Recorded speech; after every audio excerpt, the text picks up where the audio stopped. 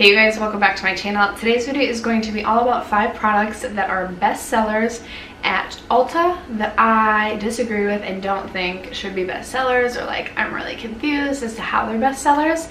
I recently did 10 Sephora best sellers that I think are worth the money and 10 that I don't think are worth the money.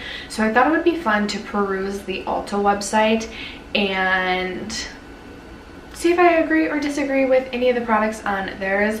I do have quite a few products on their bestsellers list that I do think are worth the money, and I will be posting that video sometime in the future. But today we're going to be talking about 5 products that are best sellers at Ulta that I really don't think should be. So if you guys are interested in that, then stay tuned. But first, if you haven't already subscribed to my channel, I hope you consider doing so before you go.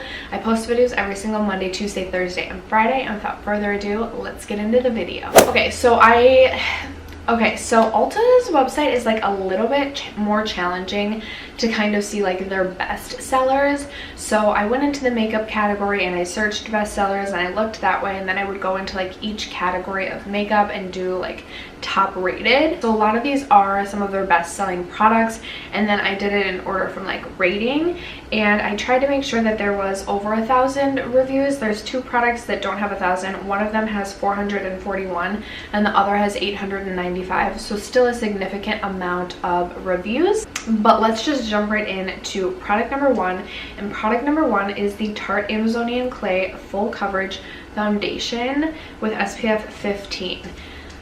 I'll post pictures over on the side, you guys, of the actual product. So this gets 4.5 stars with 6,845 reviews on it, which is crazy to me. This was one of the first foundations that I purchased like in college, and this was just so heavy on the skin. Like I cannot even explain to you how heavy that this felt on the skin. It felt like you were wearing makeup. It looked like you were wearing makeup. It was so heavy, so cakey. And I get it has SPF 15, but like there are foundations that are so much lighter weight with more SPF. So this just did not do it for me. I'm like terrified. Like I wouldn't even try this again because of the memories I have of this foundation. I did end up decluttering mine, and I'm so happy to have that out of my collection because it's just definitely not for me. I'm shocked that so many people have purchased and reviewed this and given it such a high review, because it, like, I can imagine it breaks people out because it is so heavy on the skin.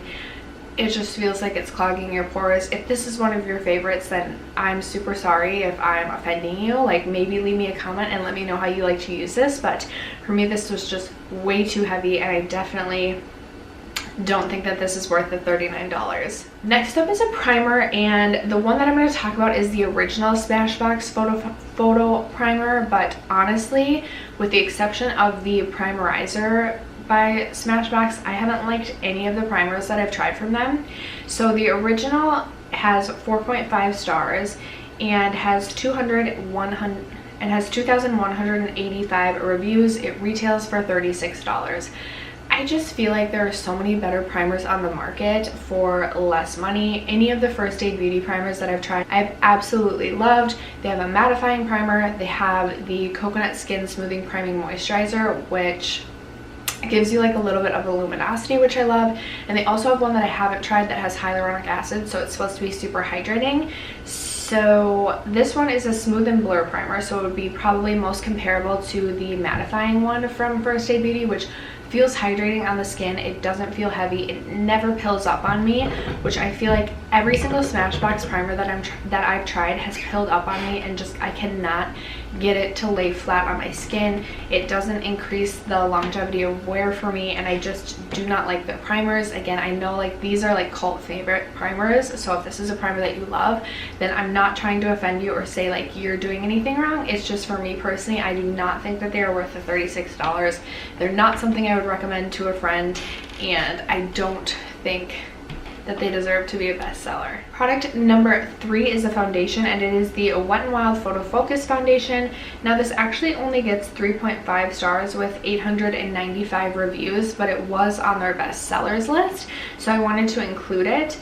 It retails for $6.49, which I get is super affordable for a foundation, but Let me tell you, the drugstore does foundation pretty dang well. I love the L'Oreal Pro Glow foundation, the Pro Matte foundation.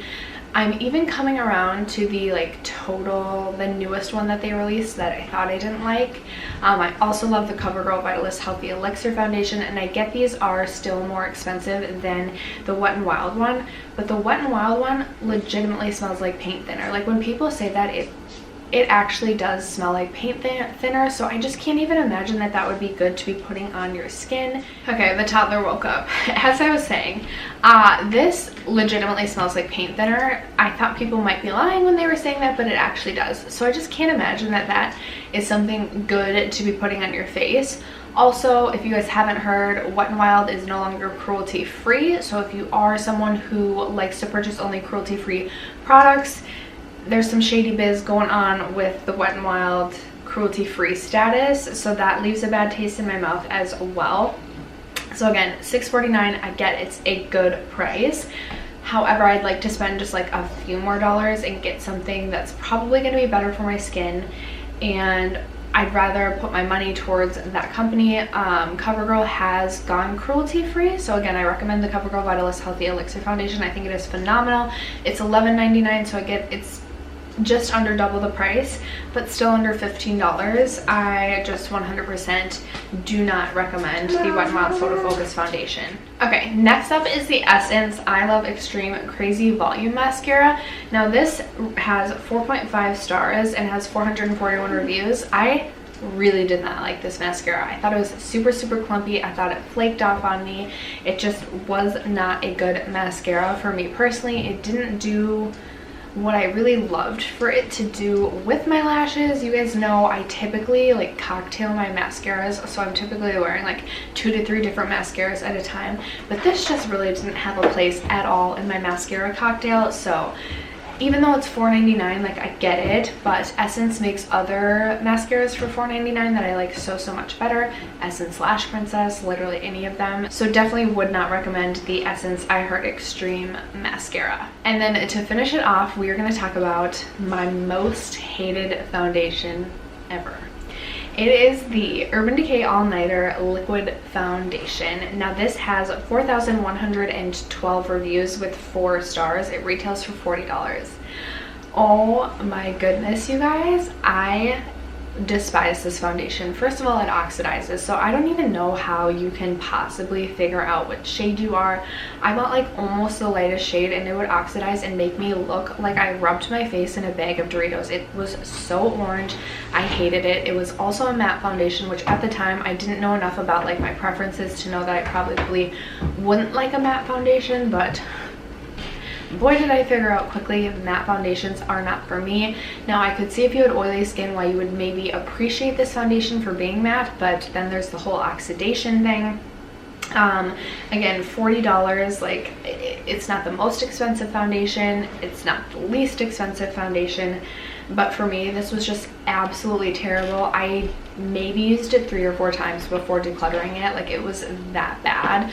Normally I will try and figure out if I can make a foundation work by mixing it with another foundation, but this just could not get this to work for me, so definitely don't recommend this, especially if you have dry skin, especially if you're newer to makeup, especially if you struggle to shade match. Just, I would stay very far away from this foundation.